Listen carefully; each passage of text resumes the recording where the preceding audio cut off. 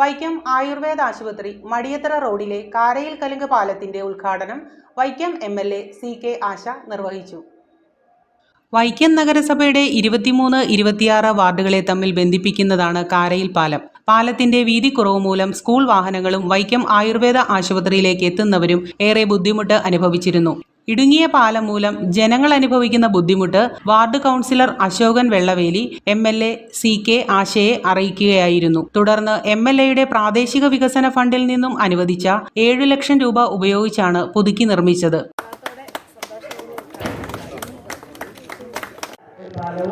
വളരെയേറെ വാഹനങ്ങൾ ഇതുവഴി കടന്നു പോവുകയും ചെയ്യുന്ന സന്ദർഭത്തിൽ അത് ബലക്ഷയം സംഭവിച്ചിരിക്കുന്നു എന്ന് മനസ്സിലാക്കിയാണ് ആ കാര്യങ്ങൾ ശ്രദ്ധയിൽപ്പെടുത്തിയതിന്റെ അടിസ്ഥാനത്തിൽ അതിന് ഫണ്ട് അനുവദിച്ചിരുന്നു. ഞാൻ പറയാൻ ഇതിന് പണ്ടൊരു കൽക്കറ്റിന് വേണ്ടി പൈസ വെച്ചിരുന്നു. പക്ഷെ അതെന്തൊക്കെയോ സാങ്കേതികമായിട്ടുള്ള വിഷയങ്ങൾ കാരണം നമുക്ക് ഈ തോടിന് കൽക്കറ്റ് ഒന്നും ചെയ്യാൻ പറ്റിയിരുന്നില്ല.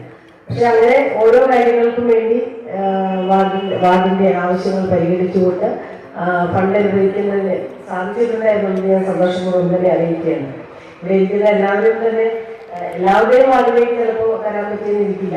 എങ്കിലും നമുക്ക് പ്രധാനപ്പെട്ട വർക്കുകളാണ് എന്ന് ബോധ്യപ്പെടുന്ന വർഷം MLA ഫണ്ട് കൊടുത്തുകൊണ്ട് സഹായിക്കാനും സഹകരിക്കാനും നാളിതുവരെ ശ്രമിച്ചിട്ടുണ്ട് എന്ന് കൂടി പറയാൻ ആഗ്രഹിക്കുന്നു. ഇനിയും ഉദ്ഘാടന ചടങ്ങിൽ വൈക്കം നഗരസഭ ചെയർപേഴ്സൺ പ്രീത രാജേഷ് അധ്യക്ഷത വഹിച്ചു. വൈക്കം നഗരസഭ vice chairman PT Subhash, standing committee അംഗങ്ങളായ ലേഖ ശ്രീകുമാർ, സിന്ധു സജീവൻ, ബിന്ദു ഷാജി, S ഹരിദാസൻ നായർ, അയ്യപ്പൻ, കൗൺസിലർമാരായ R സന്തോഷ്, KP സതീശൻ, ചന്ദ്രശേഖർ, കവിത രാജേഷ്, രേണുക രതീഷ്, P ശശിധരൻ, രമേശൻ LIC തുടങ്ങിയവർ സംസാരിച്ചു. വാർഡ് കൗൺസിലർ അശോകൻ വെള്ളവേലി സ്വാഗതവും നഗരസഭാ സെക്രട്ടറി സൗമ്യ ഗോപാലകൃഷ്ണൻ നന്ദിയും പറഞ്ഞു. City media, Vaikom.